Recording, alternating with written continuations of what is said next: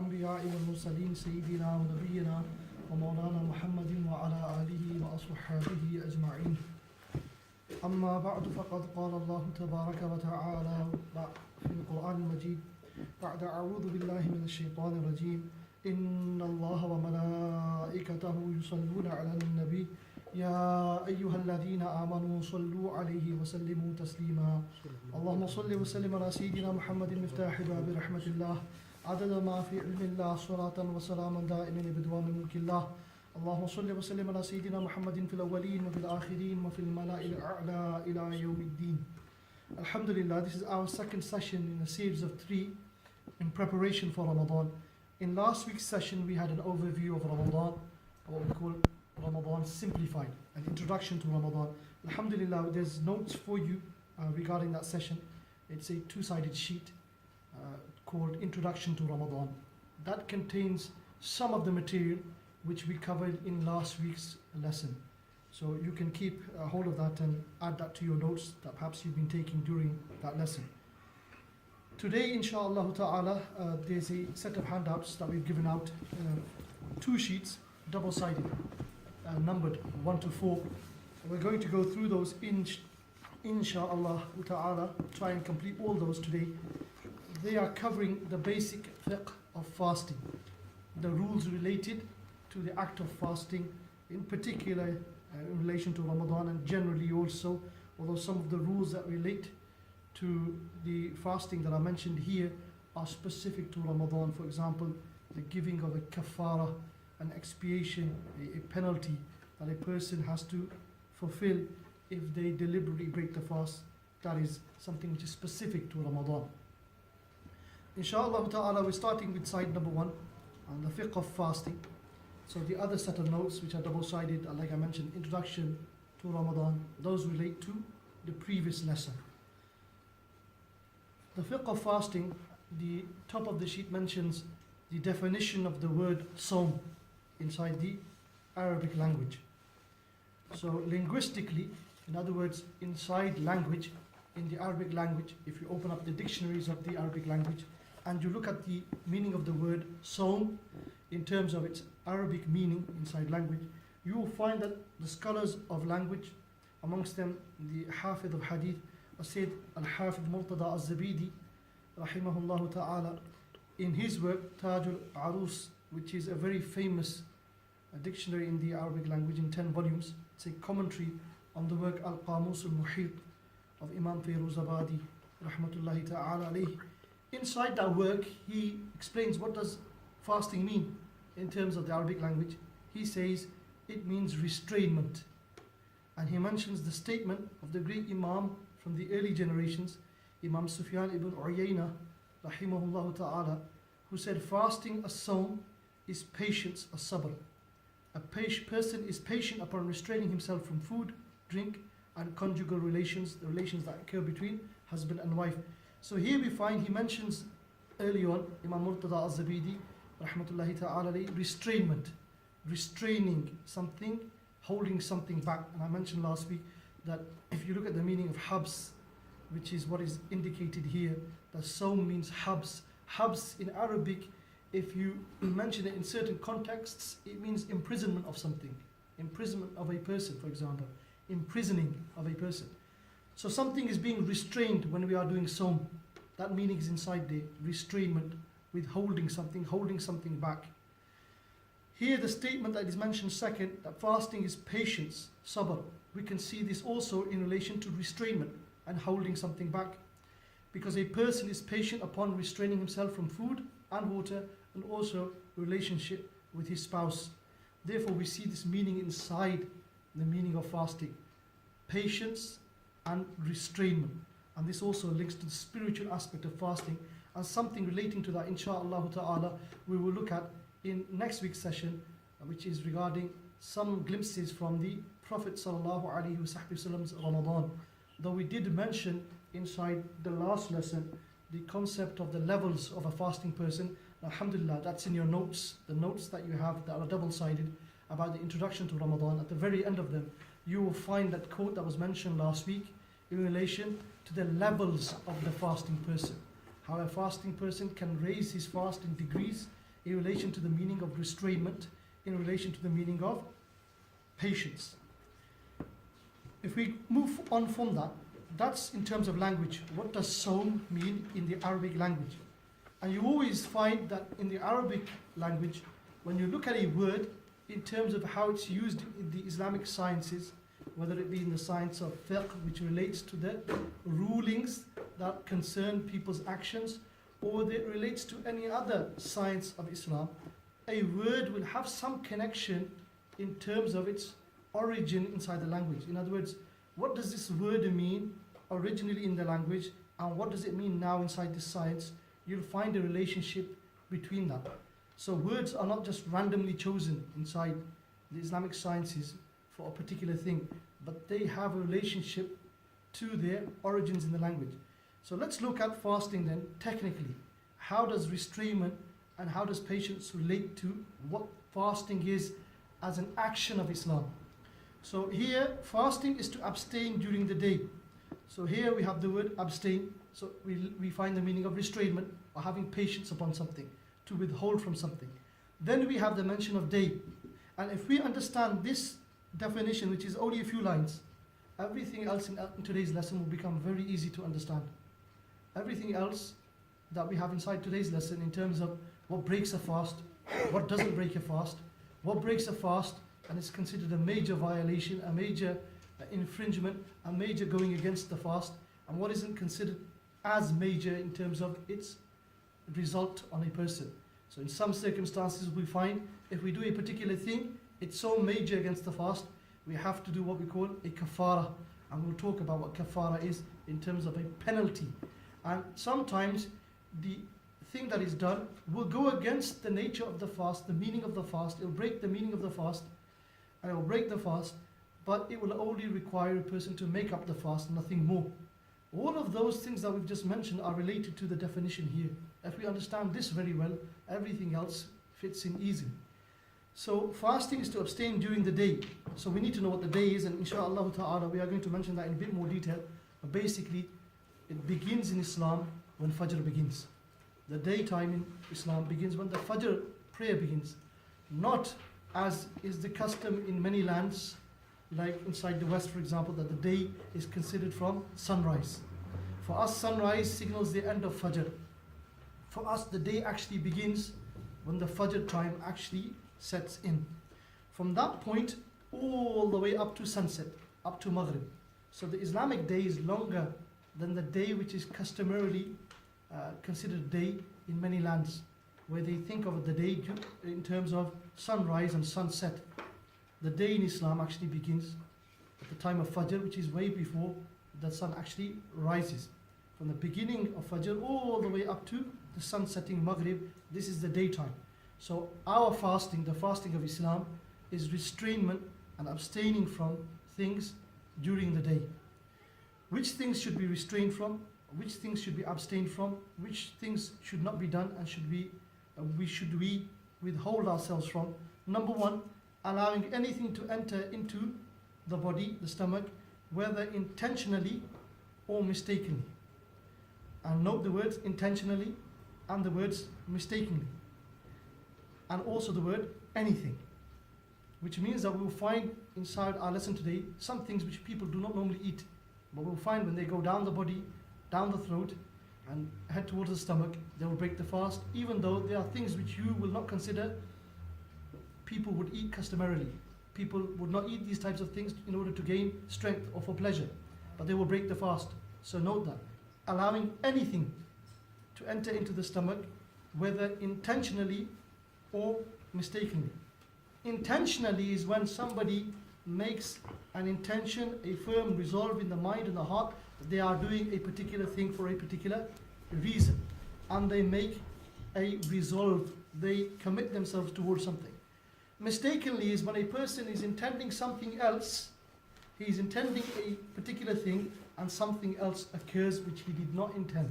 To give you an example that we will see inside the fasting scenarios, if a person picks up a piece of food knowing that this is Ramadan and he intentionally swallows it inside Ramadan, that would be considered intentionally breaking a fast, and there are things that then he will have to do in order to make that up. But if a person, for example, his intention is not to drink water. It begins to rain during Ramadan. He puts his face up to the sky to receive some of the raindrops to cool his face. Accidentally, one of the drops falls down his throat and into his stomach. His fast will also be broken because of this definition here. However, his situation is not like the one who picked up a piece of food and intentionally ate it. There's a difference between them. One has intentionally broken his fast, another has mistakenly broken the fast, and you'll see how these then divide in the sections that we'll see forward. What you need to note here is that both things will actually break the fast, whether it was intentional or whether it was mistaken. To give a very strange scenario, if somebody was throwing pieces of bread to birds and a person managed to be walking past at the same time and a piece of the bread fell into his mouth and down his throat by accident, this would have been a mistaken breaking of the fast. Even though he has not done the action himself, it's come from someone else's mistake. However, because the substance has gone down his throat into his body, this will be considered as mistakenly having broken a person's fast. If we look, the word forgetfully has not been mentioned, which tells us straight away, forgetfully eating and drinking does not break the fast. Because the word forgetfully has not been mentioned here, that clearly means anything which involves forgetfully eating something, a scenario where we forgetfully drink, this will not break the fast. What will break the fast is intentionally or mistakenly taking something into the body. The second section, or second thing that is mentioned, is sexual gratification. So these two things, allowing anything to enter into the stomach, whether that's intentional or whether that's mistaken. And the second, sexual gratification, these two things need to be abstained from during the daytime in Ramadan for a person to have fasted. And that abstaining and holding back needs to be accompanied with an intention. So fasting is to abstain during the day with an intention from these two categories of things. So fasting is to abstain during the day with an intention from number one and from number two. What do we mean with an intention? Somebody, for example, during Ramadan, if his intention is not to fast, his intention is merely not to eat, but not with the intention that he is fasting for the sake of Allah subhanahu wa ta'ala, fast from Ramadan, he just does not eat during the day and does not drink during the day, then this person will not have been considered as a fasting person. So we need to know what an intention is. An intention is a firm resolve in the mind and the heart about a particular thing. It should be so firm that if a person were to ask you what you are doing, you would have no hesitation in replying. An example would be a person standing and facing the Kaaba direction inside his home or inside the masjid, and he is about to raise his hands to his ears. Not that anyone should, but if a person now came to him and said, "What are you about to do?" he will have no hesitation in saying, "I am about to pray." He will know automatically because that is firm in his mind and his heart. But if he hesitates and he thinks, well, let me think, I'm not, then this person does not have an intention. The scholars have said generally a Muslim inside the month of Ramadan is not devoid of an intention. He has some form of intention inside his mind and heart regarding the fast. Therefore, do we need to have the intention on our tongues? Do we need to state the formula that we see sometimes on the calendars? وَبِصَوْمِ غَدٍ نَوَيْتُ مِنْ شَهْرِ رَمَضَانَ, I have intended to fast this day from the month of Ramadan. Do we need to say that on our tongues? It's better for people because it makes people more firm inside their intentions, particularly people who are affected by whisperings where they're not sure they've made an intention or they've thought of a particular thing or not. Otherwise, merely having a state of mind that you are knowing that you are fasting is considered an intention. That is why the scholars say even eating the sahri, the morning meal, is considered to be in the form of an intention, because a person does not eat at that time in the morning inside the month of Ramadan except that he is about to engage in the fast. So this needs to happen. Fasting is to abstain during the day with an intention by the one who is legally obliged to fast. So now we need to look at who is obliged to fast inside Islam. The conditions which make fasting obligatory are: one, Islam, because the non-Muslims, the first thing they are tasked with is belief in Allah. Once they believe in Allah, then they are tasked with the commandments of Islam. Number two, sanity, because an insane person, the pen is lifted from him and he is not tasked with the Sharia rulings. Number three, maturity, What do we mean by maturity here? Maturity means that a person is considered as a male an adult, and as a female an adult woman. So as a male he will be considered now a man, and as a female she will now be considered a woman in terms of the Sharia rulings relating to that person. So we need to know, when does maturity occur according to the scholars of Islam in relation to a boy and a girl. In relation to a boy, the scholars have mentioned this could occur as early as the age of 12. And if he's not apparent at 12, it could occur at 13, 14, and if it's still, the signs have not appeared, then most definitely he is an adult at the age of 15. And the scholars have mentioned the sign that a person has become an adult male is a nocturnal emission.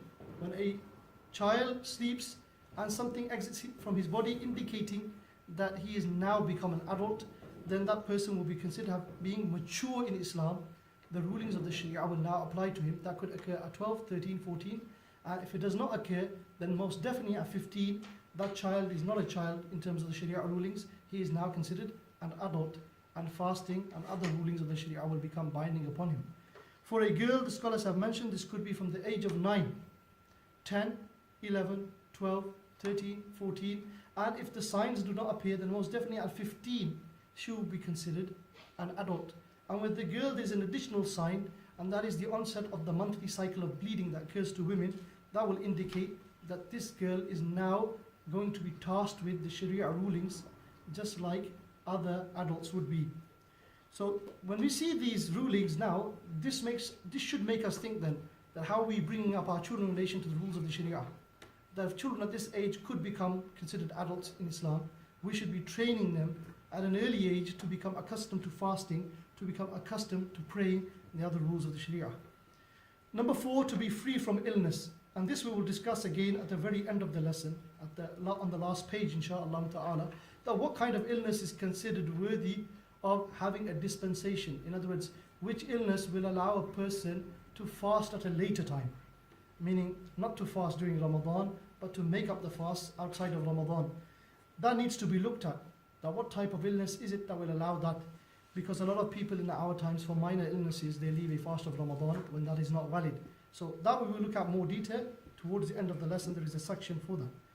So this indicates that a person who is of a certain type of illness, certain severity of illness, will be allowed to forego the fast inside the month of Ramadan. Some types of illnesses, there will be such that a person will not be considered being able to fast outside of Ramadan as well, such as a terminal illness. And that is also another discussion in terms of what constitutes a terminal illness, such an illness where the doctors and the scholars of Islam deem that person will never be able to fast even in the future. They see his situation as deteriorating, not improving, and they see that there seems to be no hope of his recovery from this, such that forward from this point inside his life, we do not think that he will ever be able to fast. That is a different scenario as well. Number 5, to be free from menstruation or postnatal bleeding in relation to the women, because when a woman is in those two states, she is forbidden from fasting. She is not allowed to fast. Number 6, to be a resident. And here again, this is something that I will point out now and again at the section that is relevant to it. A person who is a traveler is allowed to forego the fast of that day in which he is traveling in its night. And this is very important. In other words, for a person to give up a day's fasting, and the daytime I mentioned to you was when Fajr starts, all the way up to when Maghrib sets in, from Fajr starting all the way to sunset. For a person to give up that fast of that day, he must be in a traveling state inside the night preceding. In other words, in the night preceding that day, he was a traveler, meaning a person that had made an intention to journey for more than 92 kilometers, approximately 57.5 miles. He had made that intention and had become what we call a musafir, a person who must now pray 4 rakats fard prayer as 2 rakats fard prayer. He must shorten his prayer from 4 rakats fard of dhuhr to 2, 4 of asr to 2, and the 4 of isha also to 2. If a person fulfills that ruling, he is what we call a legal traveler according to the ruling of the Sharia. he has made that intention of 57.5 miles or 92 kilometers, and he does not intend to stay at the place that he's traveling to for more than 14 days, for 14 days or more, then he is considered a traveler. If he is in that state of traveling at the night time, he is allowed to forego the day. A lot of people have a misconception that if they began the day as a fasting person, at night they were resident inside their homes, but they started to fast, started to travel during the day, having begun the fast, that they are now suddenly allowed to leave the fast. This is not correct. And this is a misunderstanding regarding this ruling about a person needing to be resident for the fasting to be obligatory upon him. Resident in the sense that if he is resident during the night, he is not allowed to leave the fast of that day if he becomes a traveler during the day. In other words, the only traveler that is allowed to leave the fast of Ramadan is the traveler who is traveling in the night of the day that is coming. And the night, we know in Sharia, is from Maghrib until the Fajr begins. Any point at that time, a person begins to make a journey, becomes a traveler, he's given the option of whether he fasts the following day or whether he leaves it and fasts it outside of Ramadan. And we'll mention that again when we get to the point that talks about the result of someone breaking their fast in this way. It is not a condition to be free from major ritual impurity. This means that if a person wakes up during Ramadan in a state that he needs to perform a fard ghusl, this does not invalidate his fast. It does not make his fast invalid. He will still fast, but obviously he will perform ghusl.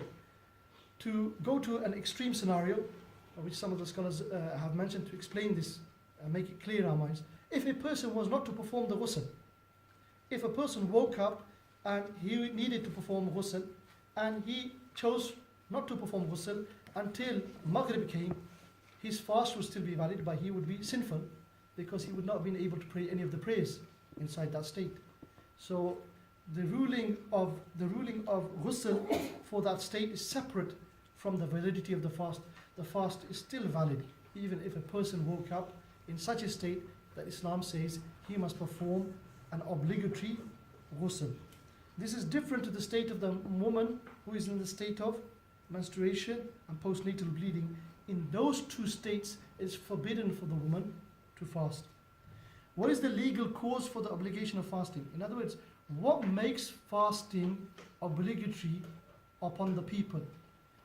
The cause which obligates the fasting of Ramadan is one's witnessing a part of the month. Witnessing means, it doesn't mean that you witness it in the sense that you witness the crescent moon, but it means that you're there, you're present inside the month of Ramadan. Being present in the month of Ramadan and fulfilling the conditions which make the fast obligatory, this then means that the person is legally required to fast inside the month. The arrival of each day of Ramadan is a reason obligating one to fast that particular day. This is important because some people spread that it's sufficient to make an intention at the beginning of the month, and then you don't have to mention or make an intention for the remaining days of the month. The correct ruling is that each day requires a separate intention. And like I said, an intention does not need to be on the tongue. It's a state of mind and heart where a person knows that the following day he is going to perform a fast. And it doesn't even need to be at night, as we will learn in a moment. The intention does not necessarily need to be at night, though the common tradition of people and the common habit of people generally is that they make the intention at the night time before the daytime enters. In other words, before Fajr starts. In fact, in some communities and in some madhabs, in fact, in the Shafi school, collectively they make an intention after Maghrib. After they open one fast, they collectively make a verbal intention as a group of people after performing the fard prayer. They make an intention, they make a new intention for the following day at that point in time. And inside Islam, an intention for the following day is valid from the onset of Maghrib all the way, as we will learn, up to the middle of the day. And we'll talk about the middle of the day in a moment. What is the main pillar of the fast? What is the central aspect of the fast? The pillar, what we call rukn, a rukn is a thing which holds something up, which is central to that thing, and without it, the thing doesn't exist. Like a pillar holds up the house, and if it's pulled down, the pillars of a building, then the house collapses. The pillar, rukun of the fast is to abstain from fulfilling the desires of the stomach and the private parts. And we've touched upon that already inside the definition of the fasting at the top of the page. Once we've understood that, we can start now looking at how will those things now start relating to the rules of Ramadan. I told you that definition right at the beginning was very important. The fasting is to abstain from during the day from number 1 and 2 with an intention by the one legally obliged to fast. If you understand that, all the rulings that lead on from that become very easy to understand why a particular thing breaks the fast, why a particular thing doesn't break the fast. It's all linking back to what fasting actually is, which is that definition there. The intention then, we talked about having an intention. The fast of Ramadan is valid if the intention niyyah is made during the night until prior to the entry of what we call Dhahwatul Kubra, which is the middle of the Sharia day.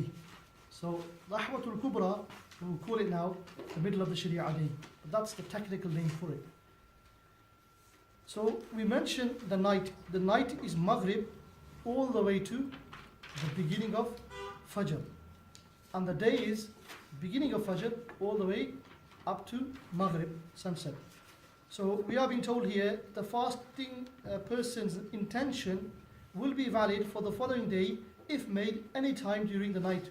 In other words, after Maghrib, all the way past the Fajr, past sunrise, onwards until when we get to the middle of the Sharia day. So very expansive or very wide time period in which the niyyah could actually be made. We hear about people in Ramadan, sometimes they oversleep. And unfortunately, they sleep so long, they sleep into the Fajr time. So they don't get time for their sahri. They don't get a time to eat the sahri. The sahri, the suhoor, is actually not fard. It's not a condition of the validity of the fast. It is a sunnah and shouldn't be abandoned. But for example, if a person slept and he missed the morning meal before Fajr, some people think the fast is invalid and they cannot keep that fast. However, this is wrong. A person can still make the intention. Can still make the intention at that point in time when he wakes up for Fajr. His intention should be though that I am fasting from the beginning of the day. Not that I'm fasting from now. But his intention should be I am fasting from the beginning of the day. And to give an extreme scenario, if someone were to oversleep entire Fajr time and beyond and woke up something like 3 hours or 4 hours before Dhuhr time, 4 hours, let's say 4 hours before Dhuhr time, he should not think that the fast will be invalid now. He should not think that he cannot make an intention now. He has until the middle of the Sharia day to make the intention, but his intention now should be I am fasting from the beginning of the day, and he is not allowed to give up that fast. He must fulfill that fast. So what is the middle of the day? The Sharia day is the midpoint between true dawn, which is the entry of Fajr, and sunset. So from the time Fajr starts all the way up to sunset, if you calculate the number of hours and then you split them in half, you will get to the middle of the day. So from the beginning of Fajr, which technically is called Fajr al-Sadiq, the true dawn, from that time all the way up to sunset is the daytime. As we know, that's the time we need to fast in. If we half that, we will get to the middle of the Sharia day. A person has up to that point, up to just before the middle of the Sharia day, to make an intention. As we know, the normal scenario is most people on the large part, vast majority of people have made the intention at night already. But if someone missed that and woke up at Fajr time, he still makes the intention. Each individual fast of Ramadan requires a clear intention. The niyyah of a make-up fast, qada of a previous Ramadan, must be made before true dawn. I've included this because some people may be making up fasts for the previous Ramadan. The rule is, if we have any missed fasts from the previous Ramadan, we should try and make them up before the onset of this year's Ramadan. So how would the niyyah be made for them? They're slightly different. For them, the niyyah must be at night. It cannot be during the day. You don't have that leeway. So for someone making up a fast tomorrow from the previous Ramadan, they would need to make the intention between Maghrib and the onset of Fajr, before the onset of Fajr. They don't have the leeway of waking up at Fajr time and thinking, do I feel okay in terms of fasting now? If I'm feeling okay, I'll make one up, otherwise I'll make it up tomorrow. They don't have that leeway. In nafil fast, we have that leeway. A nafil fast is a non-obligatory fast, a fast which is not binding upon us.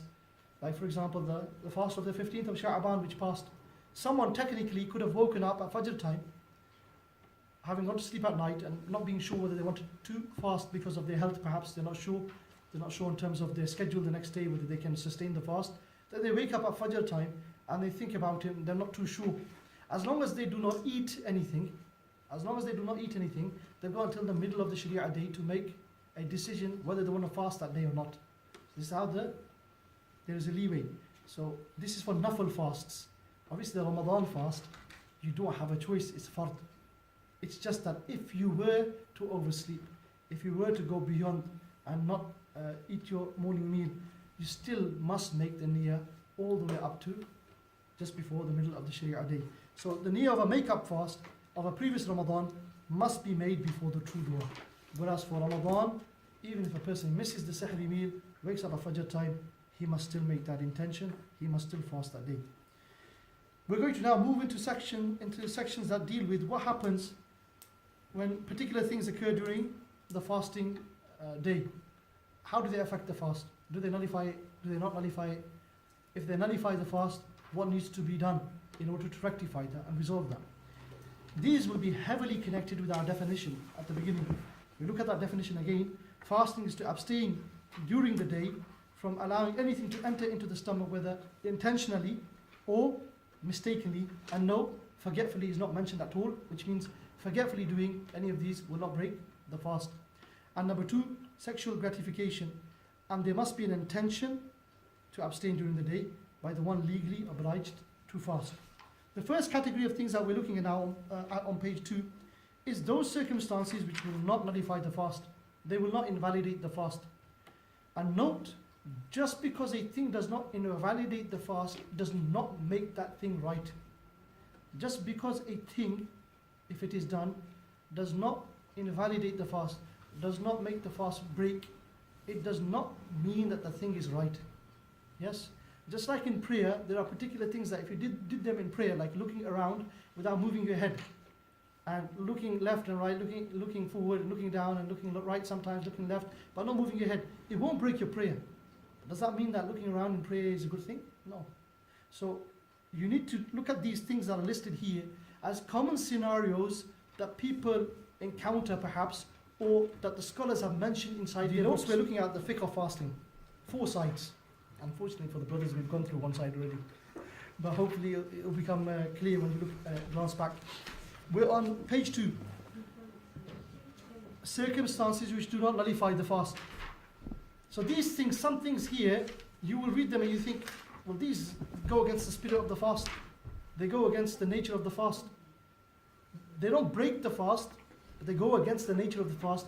In other words, I'm telling you, there's certain things you will see inside these categories which, although they do not break the fast in this grouping here that we have of 14, they do not break the fast, does not necessarily mean they are correct. In fact, we'll see that many of them are totally going against the nature of the fast, and there are things which should be totally avoided. However, they will not break the fast. Number 1, eating, drinking, or having intercourse forgetfully. Remember what we mentioned at the beginning in the definition. Intentionally or mistakenly allowing something to enter the stomach or having intercourse will break the fast, but not forgetfully. If someone's mind was absent in relation to the fast and one of these things occurred, what does he do? He abstains from that. So if he's eating something, he didn't remember, he put something in his mouth, began eating. Some of it went down his throat, then he realized and he remembered he's a fasting person. He should spit out the rest, not that he continues. If he continues now, he will be deliberately breaking his fast. So forgetfully doing these things does not break the fast. The next one is ejaculation due to thinking or looking.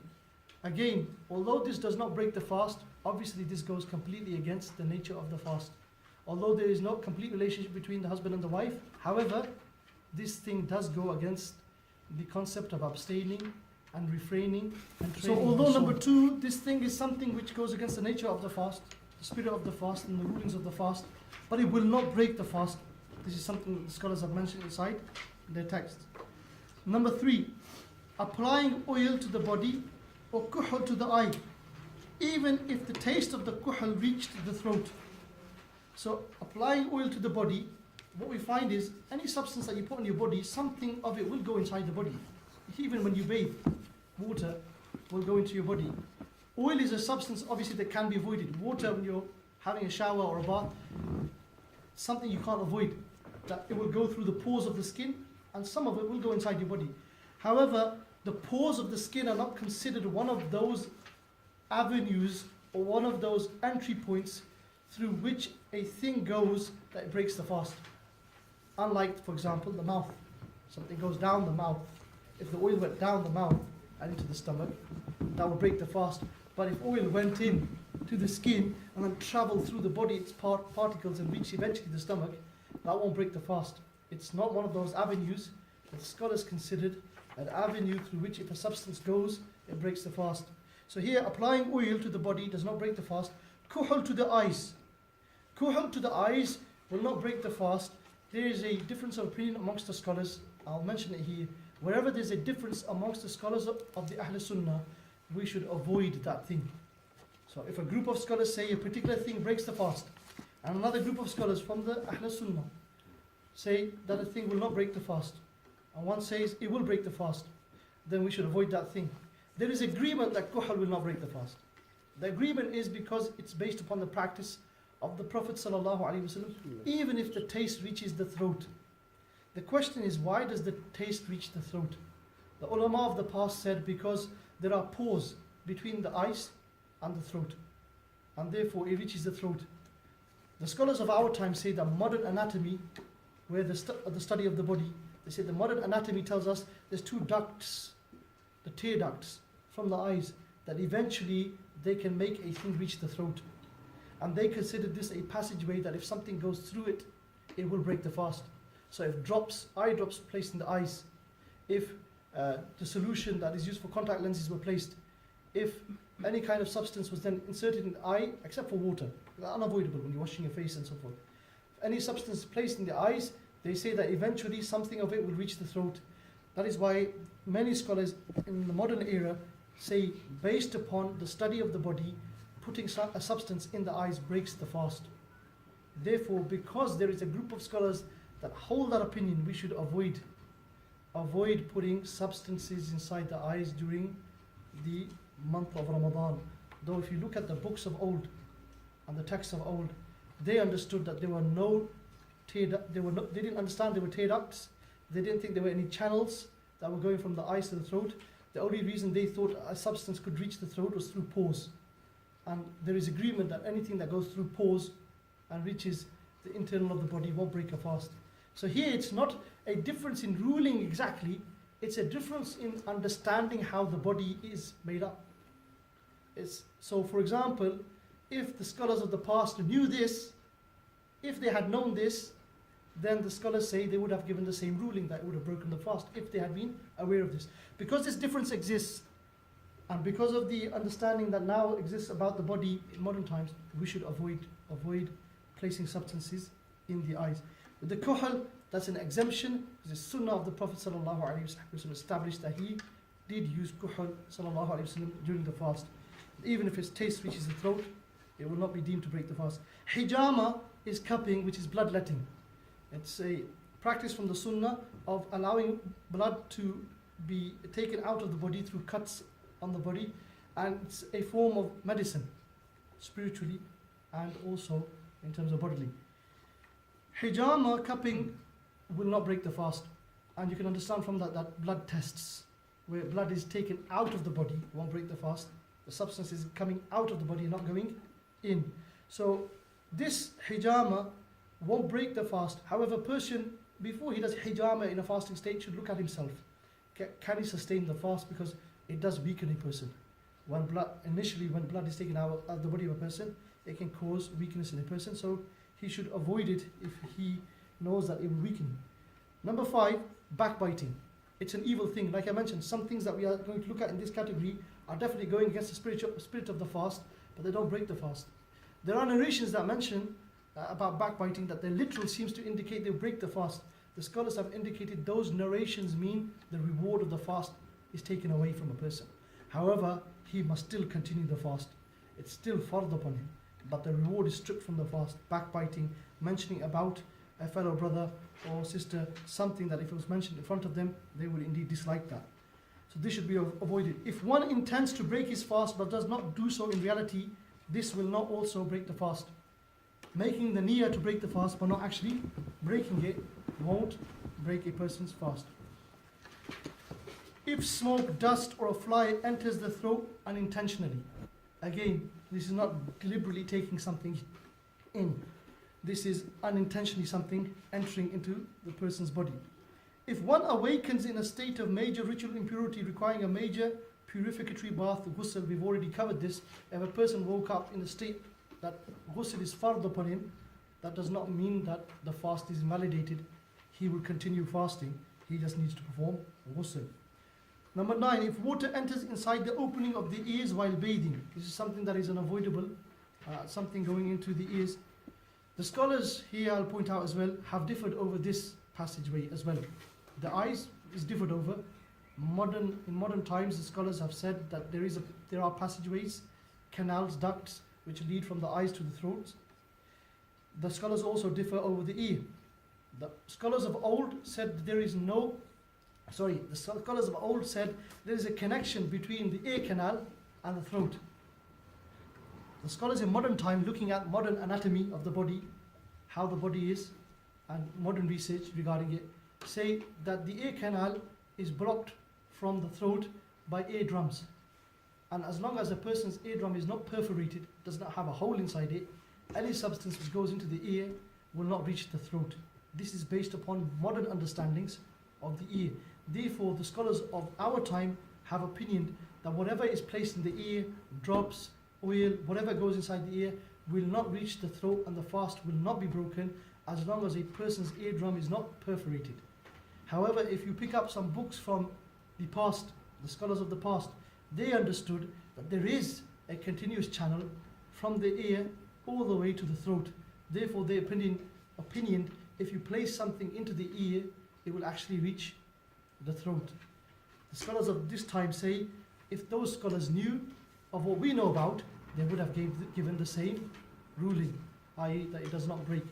With these things, like I mentioned, wherever there's difference, we should avoid, because there are still some scholars of our time that hold to the old view regarding the eyes and also regarding the ears. From within the Ahl Sunnah, there are still ulama that believe that placing a substance into the eyes will not break the fast, and that placing a substance into the ears will break the fast.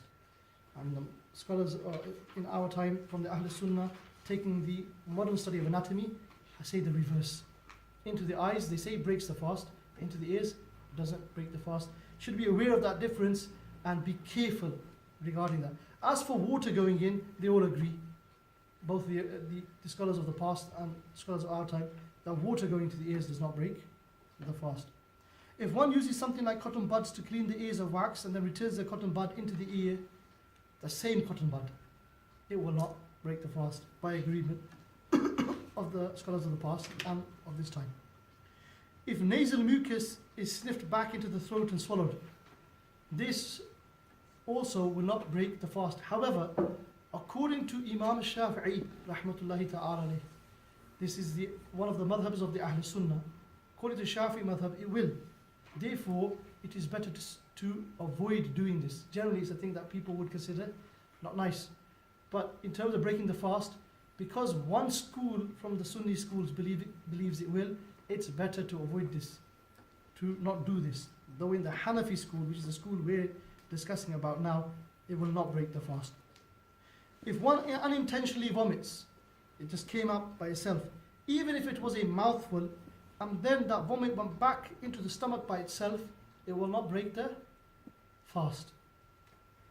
If one intentionally vomited, less than a mouthful, so when he vomited, the amount that came out was less than a mouthful, even if he took it back down on purpose, intentionally, it will not break the fast. When we studied this, and there's two more rulings later, the ruling we get out of these, the scholars have mentioned, is that the fast will only break in two scenarios. One, if a person intentionally vomits a mouthful. Intentionally vomits a mouthful. Doesn't matter where it goes. Out of the body, comes into the mouth and comes out of the body, or he actually swallows it back down. It doesn't matter. Once he's intentionally vomited a mouthful, in other words, intentional plus mouthful, fast is broken. The other scenario in which the fast is broken is when the vomit was not intentional. It was unintentional. However, the amount was a mouthful. And then he took back into his body on purpose even a small amount of it. So the first scenario where the vomit is intentional, plus it is a mouthful, immediately the fast will be broken. In the second scenario, the vomit is unintentional. However, the person has found that it is a mouthful. He takes back even a small portion of it, it will now break his fast. Those are the two scenarios in which the fast will be broken. If you see the scenarios here, they don't match what I've just mentioned. So in the first, if one intentionally vomits less than a mouthful, even if one takes it back down, it will not break the fast. If a person swallows, if one unintentionally vomits, even if it is a mouthful, and returns back to the stomach by itself, it will not break the fast. So the two scenarios in which it will, are what I've just mentioned, if you want to make a note: intentionally vomiting a mouthful. And number two, unintentionally vomiting a mouthful and then taking a small portion of it back down into the body intentionally. Those two scenarios will be mentioned later. They do break the fast. If a person swallows a piece of food from between his teeth that is less than the size of a chickpea, this is generally considered unavoidable. When somebody's had a sehri meal and they've not managed to clean their mouth prior to the entry of Fajr, they may have some portion of food somewhere between some parts of their teeth and the gums and the teeth. If it is an amount that is less than the size of a chickpea, it will be overlooked because it's considered difficult to avoid. If a person swallows a piece of food from between his teeth that is less than the size of a chickpea, we're talking about the small chickpeas, by the way, not the ones that you get in the cans where they become bloated because of the water being soaked inside the brine and the water. We're talking about the small chickpeas. Something of that size, smaller than that size, if it's between the teeth, it's considered it might just go down even by the tongue and the saliva. You might not even notice it, in fact. But if you do notice that there was a small amount that seemed to go down after Fajr, this is considered then in terms of its size. If you feel that it's less than a chickpea, that's fine. If it's a large, sizable amount, chickpea size and greater, then it will be considered something that was avoidable in terms of swallowing. So it should be taken out of the mouth. The next part we're looking at is in terms of those things which break the fast and obviously the penalties that are attached to them. First of all is a kafara. A kafara is what we call expiation or atonement. In other words, something has been done against the fast which is a major violation. It's a major breakage of the fast. Therefore, expiation and atonement needs to be made for this. An expiation or atonement kafara for a major violation of the fast is due if one intentionally eats or drinks without an acceptable reason. Acceptable reasons are like a case where a person is about to die, a case where a person is about to collapse. A medicine needs to be taken because a person feels or someone judges that that person is getting detrimentally affected. Those are valid reasons where a person would intentionally take something down. Otherwise, intentionally eating or drinking without an acceptable reason is a major violation of the fast. Also, intentionally attaining sexual gratification, also, this is a major violation of the fast. So what is the kafara? What is the atonement for this? The fast of Ramadan is so important that the ruling here is not something that when somebody sees it, considers it light. It's a very heavy ruling. It's not easy to accomplish. This shows you the importance of the fast of Ramadan. The kafara is to free a slave in those times, and if one is unable to, then to fast 2 consecutive months. So that first scenario doesn't exist in our time. The second one does, to fast 2 consecutive months. What the first scenario does teach us is what it does teach us is that Islam, through its rulings, through the rulings of the Quran and the Sunnah of the Prophet ﷺ, people were encouraged to free slaves. If people did a particular thing of this nature inside Ramadan, free a slave. If a particular thing, a violation was done in another matter, free a slave. There was a lot of emphasis on freeing of slaves. So we find this in relation to that, in that time existed. Scenario doesn't exist in our time. Fast 2 consecutive months. This is the expiation for deliberate breaking of the fast. If one is unable to do that, what does it mean? What do we mean unable to do that? It's not a case of, oh, 2 months is very hard, I'm not going to be able to do it. Or it's a long time, consecutively, without break, I won't be able to do it. Because it's consecutively, day after day, for 2 months. If one is unable, means that a person, for example, broke a fast during Ramadan. After Ramadan, when the time came, that Ramadan completed, this person is now supposed to do these 2 months consecutive fasting. This person goes into terminal illness or goes into the last moments of his life. Yep. Obviously now he's not going to be able to do this. The doctors and the scholars agree, for example, that from now until he leaves this world, we don't have any hope of him ever being able to fast. We don't think he's deteriorating state. This person is given this now option. In other words, a person can't say 2 months of fasting is too difficult, it's too many days, it's going to be tough. I didn't manage to keep the Ramadan ones because look, I ended up slipping up, so this is going to be difficult. No, the person has to fast those 2 consecutive months unless he goes into a state that fasting becomes impossible for him. Then he is allowed to move to the third option. The third option is, if one is unable to do that, then to feed 60 poor people to their fill twice, lunch and dinner, or to give each poor person a sadaqah equal to the value of sadaqatul fitr. Sadaqatul fitr values are normally placed upon the calendars around about this time for Ramadan, and the value is currently in the UK around about 450 or thereabouts, with slight adjustments in different places. Generally, a person should go with the slightly higher value just to be safe in regards to paying the sadaqatul fitr. It's around 450. This is if a person cannot fast 2 consecutive months. So people should not say, oh, this is difficult, but should look at the reality that are they exempt from those 2 months because they have fallen into such a terminal illness or such a state that the scholars and the doctors of medicine agree that this person will not be able to fast for the future. So for example, if a person becomes very ill after Ramadan, the doctor says this is a temporary illness, it's only for a few weeks, and after a few weeks he needs to fast for 2 months. So person needs to be very careful regarding these rulings. It's not a case of you've got a choice, do this or do this. No, it's do this.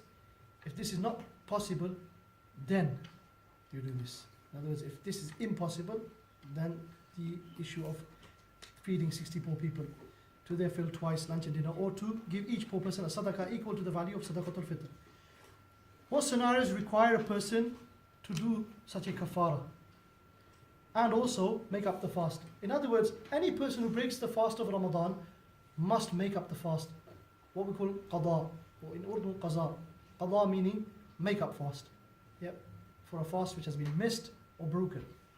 In all scenarios of breaking the fast, a qada will be made, but in some scenarios a kafara will also need to be done.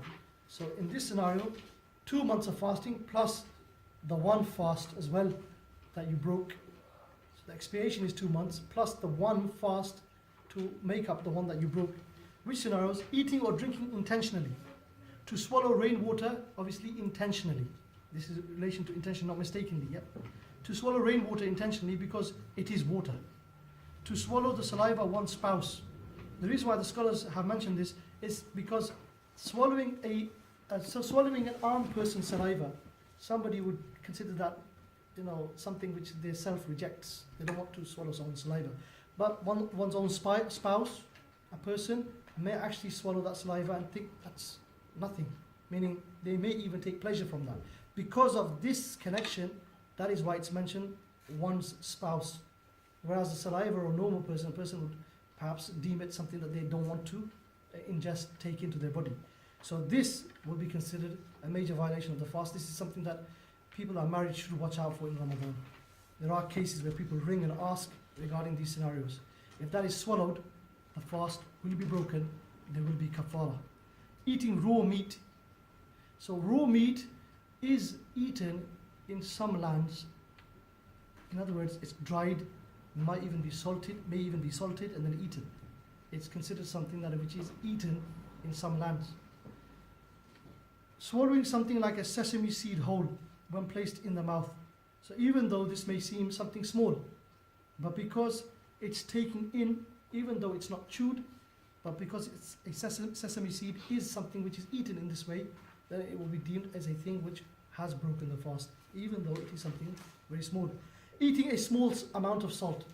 Somebody may ask, why doesn't it say a large amount of salt? The reason for this ruling, the scholars have said, a large amount of salt is not eaten for pleasure. Nobody eats large amounts of salt for pleasure. But people do eat small amounts of salt for pleasure, for the taste in food and so forth. Therefore, eating a small amount of salt will break the fast. Number 7, intercourse between the spouses. This will break the fast as well. If a person eats intentionally after having backbited, touched or kissed their spouse, applied oil or cupping, thinking that these things have terminated the fast, this will also require kafara. If we look at all those things, backbiting, touching or kissing their spouse, applying oil or cupping, these things do not break the fast. These particular things do not break the fast. And the knowledge about them is considered by the scholars to be widespread. That the knowledge of these is available amongst the people, that these things do not break your fast. If a person then, having done one of these things which haven't broken the fast, now begins to think that these have broken his fast, therefore he thinks my fast is broken, let me eat. And he begins to eat, now he will have to do kafara. The kafara is for eating deliberately, drinking deliberately, not because of this action. Because this action didn't break his fast.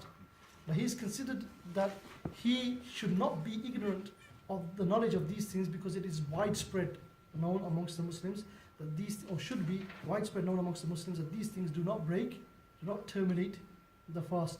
And we'll speak also that a person whose fast is broken should stay in a fasting state for the rest of the day. That's a ruling that we'll talk about in a moment. So he shouldn't be eating anyway. Even though he thinks that the fast is broken, he should actually be abstaining for the rest of the day, just like a normal fasting person, because of the nature of the sacredness, sanctity, honoring of the fast of Ramadan. So if a person intentionally, after doing one of these things which do not break the fast, thinking that the fast is broken, he will now have to perform a kafara. So all of these scenarios we need to keep away from and make sure that we do not fall inside this category. Now moving on to the category of things which breaks the fast, but there's no kafara. However, there is a qada. We do need to make the fast up after Ramadan, but we will not have to do 2 months consecutive fasting as an expiation. What's the general rule in this chapter? And there's some scenarios that I've extracted from the books of the scholars, some common scenarios. The general rule in this chapter, in other words, those things which break a fast, but you only have to make up the fast, you don't have to do 2 months consecutive fasting. These things are swallowing unusual things which are not normally consumed as food for nourishment or for medicinal purposes. So in this category you'll find things that you don't normally eat them for pleasure. People don't eat them to nourish their bodies. People don't eat these things normally for a medical purpose. Yep. So some of the things that you'll see in these scenarios, some of the scenarios will fit that, and others will fit the second. Eating something as food or medicine. So eating something which is for medicinal purpose, for an acceptable reason, such as illness or severe pain. Somebody had severe illness in the fast or severe pain, and he had to take a particular substance into the body in order to alleviate that. He was in such excruciating pain. They said that you have to take this. He took it. What's going to happen to his fast? It's broken. He has to make it up after Ramadan, but there's no kafara because he took it for a valid reason, even though it's a medicinal substance. So these are the 2 general rules that run through all of these scenarios, you'll find. Yep. So they're not like the previous category, where things are being eaten that are ate for pleasure, swallowed for pleasure, intentionally. Yep, swallowed for pleasure. Here it's things that may be intentionally swallowed, but they're unusual things. They're not eaten for pleasure. They're not eaten for making the body strong. They might be eaten for medicinal purposes for a valid reason as well. Yep. Common scenarios. One eats raw rice. Raw rice is not eaten. Rice is not eaten raw in any community, I think, across the world. So it's not a thing which is eaten for pleasure. Wheat raw. People don't eat wheat raw. Yes, if somebody roasted it, it's possible. In some communities, they roast the wheat and possibly roast seeds, obviously, and eat them. But here, raw, the raw seeds of wheat, they're not eaten raw in this way. Raw flour is not eaten raw. A large amount of salt, because it's not eaten for pleasure. Small amount is, that's why it's in a different category of ruling. A stone or seed of a fruit is not normally eaten for pleasure. Cotton or paper, in other words, any other substance like string, they're not normally eaten for pleasure. It's 7:02, the namaz, the prayer is at 7:30 today, inshallah ta'ala. We should aim to finish at 7:15 or thereabouts. The actual Jamaat is 7:30, but we'll stop with the adhan. That's right. Number 2, taking medicine drops through the nose. Although if a substance is placed through the nose, it can reach the throat. The nasal cavity and the throat are connected. If a substance was placed inside the nose and it went down into the throat, in other words, nasal drops, placed in the nose and they actually went down the throat, but they were taken for a medicinal reason, the fast will be broken. However, there is only qada, there is no kafara, there is no expiation. Obviously, if the drops don't actually reach the throat, fast is not broken. Applying a medicine to a wound of the head or the stomach which reaches the brain or stomach.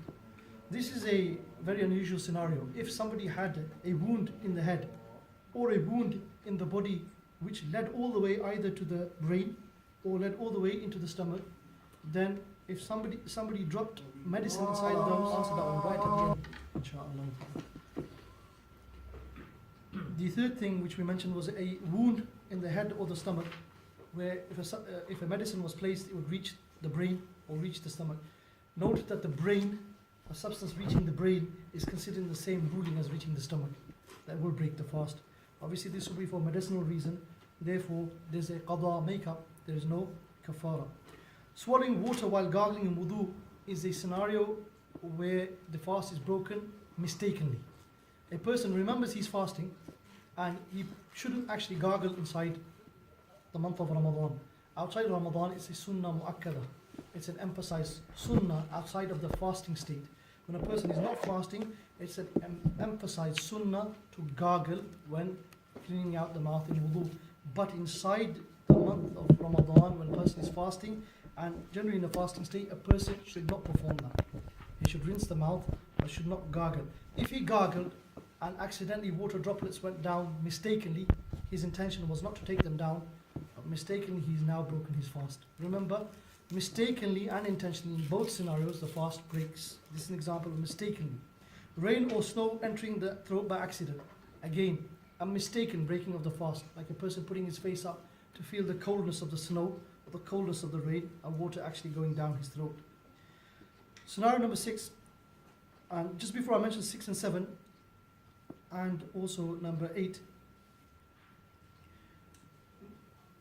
before 7 and 8 actually. One makes an intention, we'll read 6. One makes intention during the day to fast, but then breaks the fast during the day. Normally, most of us, we make the intention at night. What if somebody made an intention during the day and then broke the fast intentionally? Normally, that scenario would go inside the category we've already studied before, which is he would have to do a kafara. However, there's a slight difference between that scenario and here. Here, the person didn't make the niyyah at night, he made it during the day. This ruling has been given by the scholars because according to Imam Shafi, the niyyah of a person during the day is not accepted for Ramadan. It should be made at night. Because of that, the scholars have given the ruling that if a person made his intention for the fast of Ramadan during the day, then deliberately broke the fast, it's not the same as him having made the niyyah at night and then deliberately breaking the fast. In this scenario that we're reading now, he will have to do a qada. But in the other scenario, we had made the niyyah at night, then deliberately broken his fast, he will have to do a kafara. There's a slight difference between those two scenarios. Number 7, a person begins the day as a traveler. Here, before we mention 7 and 8, only that person can leave the day's fasting of Ramadan who is a traveler in the night before that day. I mentioned this earlier and I said I'll mention it again. If a person is a musafir, a traveler according to the Sharia, one who has made an intention to make a journey of 92 kilometers, 57.5 miles, and does not intend to stay at his destination for 14 days or more, he is considered a traveller, a musafir, a person who his 4 fard prayers, he must pray them as 2 fards. Like Dhuhr, you pray 2 fards as a musafir. Such a person, if he is in the state of travel in the night between Maghrib and the entry of Fajr, he is a traveller. According to the Sharia, he has a choice whether he fasts the next day or he leaves it and he fasts outside of Ramadan. But now we have some scenarios here where the person wasn't a traveller at night, but he still broke the fast during the day. He stopped fasting. So a person begins the day as a traveller, having intended to fast at night. So he began the day as a traveller. Then he intends to be a resident, and then he eats. So he began the day as a traveller, entered in the day, not the night, in the day. He intended to fast at night. At night he wasn't traveller, so he's begun the day as a traveller, not the night as a traveller. This person is not allowed to leave that fast. Not allowed to leave the fast of that day. He would only have been allowed to leave the fast if he had been traveller at night. So a person begins the day as a traveller, having intended to fast at night. Then he intends to be a resident and he eats. This person will have to do a qada, but there's no kafara upon him. This is because his situation now, it resembles the one who would have been allowed to have left the fast. It resembles, because of that slight resemblance, the scholars have not given the ruling that he performs a kafara. He will only have to do a qada. A person begins the day as a resident. So when he entered into the day, he's a resident, having intended to fast at night. Then he travels, and after that he eats. So he began the day as a resident. So he was a resident at night. He entered the day. He's also still resident, meaning he's not a traveller. He then he's made the intention at night to fast the day as well. He then begins to travel during the day, and then he eats. This person should have carried on fasting. The reason why is he's not allowed to leave the fast of that day. He would only had a choice if he had been a traveller at night. Now during the day he begins to travel. He then decides that he's not going to keep the fast now. So he actually breaks the fast. Then he travels, and after that he eats. So this could happen to a person because they have this misconception that if they're traveling during the day, they can leave the fast. But we've already told you, you can only leave the fast during the day if you're a traveller at night. But because his scenario resembles the person who's allowed to leave the fast, it resembles that scenario, though it's not identical, because that person who's allowed to leave the fast is the one who was traveling at night. Then again here, the ruling of kafara is not given, the ruling of qada is given.